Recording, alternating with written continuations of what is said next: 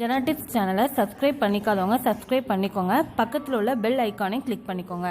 அப்போ தான் நாங்கள் போடுற வீடியோ உங்களுக்கு உடனுக்குடனே அப்டேட் ஆகும். தேங்க்யூ.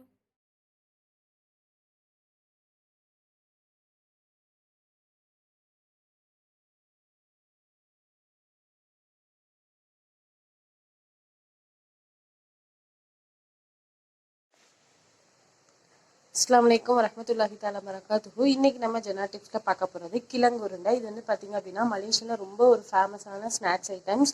ரொம்ப டேஸ்ட்டாக இருக்கும். நம்ம வந்து மரவள்ளி கிழங்குல வந்து நிறைய ஐட்டம்ஸ் பண்ணியிருப்போம். அதாவது அவிச்சு சாப்பிட்ருப்போம், அப்பம், அடை, பனியாரம், இந்த மாதிரி நிறைய டிஃப்ரெண்ட்டாக சாப்பிட்ருப்போம்.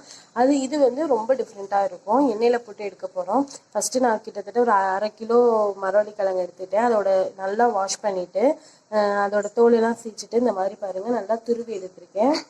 நெய் துருவல்ல, ஓகேங்களா?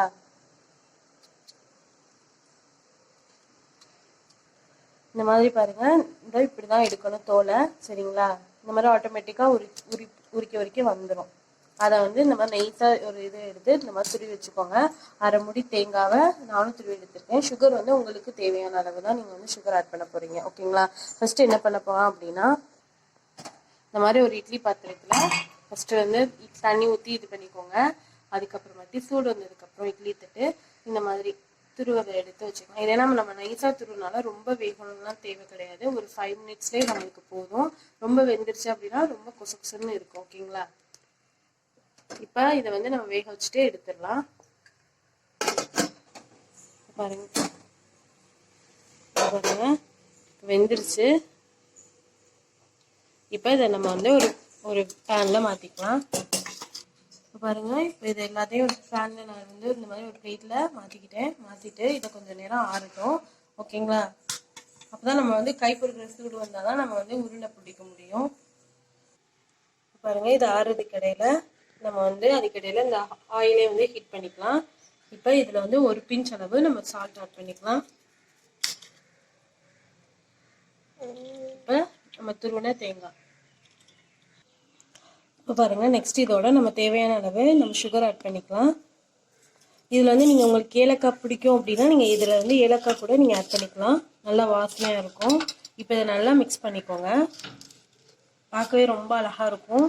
வெறும் வாயில் கூட சாப்பிடலாம். ஸோ அந்தளவுக்கு ரொம்ப டேஸ்ட்டாக இருக்கும்.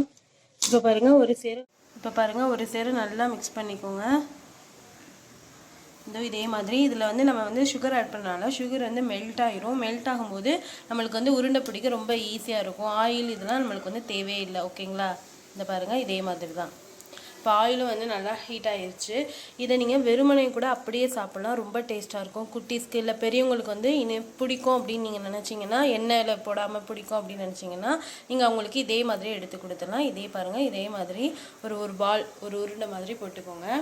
உருட்டி இப்போ இதில் போட்டாச்சு ஆயிலில்.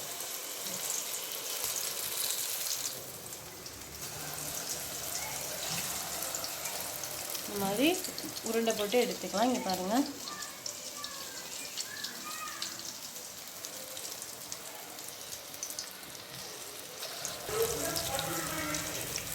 இப்போ பாருங்கள், நம்ம ஃபஸ்ட்டு போட்டோம்னா வந்து இவ்வளோ அழகாக கோல்டன் ப்ரௌனில் வெந்துருச்சுன்னு பாருங்கள். பார்க்கும்போதே ரொம்ப அழகாக இருக்குது. இப்போ நம்ம வந்து போட்டுகிட்டே ஒரு லைட்டாக ஒரு கையிலையும் திருப்பியும் விட்டுக்கோங்க, சரிங்களா? இப்போ பாருங்கள், ஃபஸ்ட்டு இதில் 2 மெத்தட் இருக்குது. நம்ம வந்து நிறைய எண்ணெய் ஊற்றி இந்த மாதிரி ஃப்ரை பண்ணி எடுத்தாச்சு. பாருங்கள் எவ்வளோ அழகாக இருக்குது பார்க்கும்போது. இன்னொரு மெத்தட் என்ன அப்படின்னா, நம்ம கொஞ்சமாக ஆயில் ஊற்றி நம்ம வந்து பொரிக்கிறது. இப்போ அது எப்படின்னு நம்ம பார்ப்போம். இந்த மாதிரி உருண்டை பிடிச்சி வச்சுக்கோங்க. பாருங்கள் எவ்வளோ அழகாக இருக்குது. ரொம்ப ஈஸியாக உருண்டை வருங்க, லட்டு மாதிரியே. இப்போ வந்துட்டு நான் கொஞ்சமாக ஆயில் வச்சுருக்கேன் பார்த்தீங்களா? இப்போ இதில் போட்டு நம்ம எடுத்துக்கலாம்.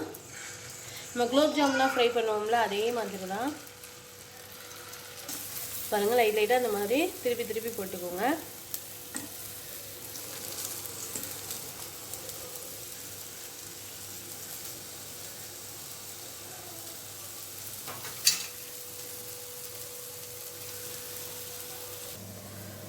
பாருங்கள், நல்லா ஃப்ரை ஆயிடுச்சு.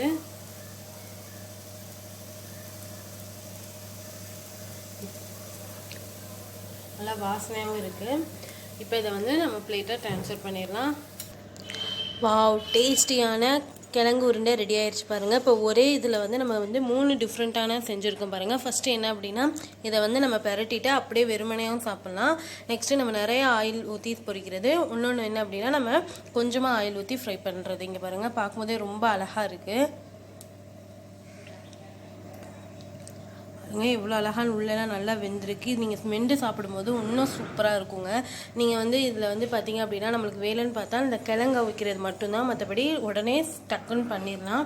வீட்டில் கெஸ்ட்டு வந்தால் கூட டக்குன்னு உங்களுக்கு வந்து இந்த மாதிரி செஞ்சு கொடுத்துடலாம். அவங்க ரொம்ப விரும்பி சாப்பிடுவாங்க. நான் உங்களுக்கு வந்து நிறையா பாராட்டவும் செய்வாங்க. எப்படி பண்ணீங்க என்ன ஏதுன்னு கூட கேட்பாங்க. ஸோ அந்தளவுக்கு ரொம்ப டேஸ்ட்டாக இருக்கும். ரொம்ப டிஃப்ரெண்ட்டான ஒரு ஸ்நாக்ஸு. கண்டிப்பாக அதை நீங்கள் ட்ரை பண்ணுங்கள். உங்களுக்கு கண்டிப்பாக பிடிக்கும். பிடிச்சிருந்தா லைக் பண்ணுங்கள், கமெண்ட் பண்ணுங்கள். எங்கள் சேனலுக்கு மறக்காமல் சப்ஸ்கிரைப் பண்ணுங்கள். தேங்க்யூ.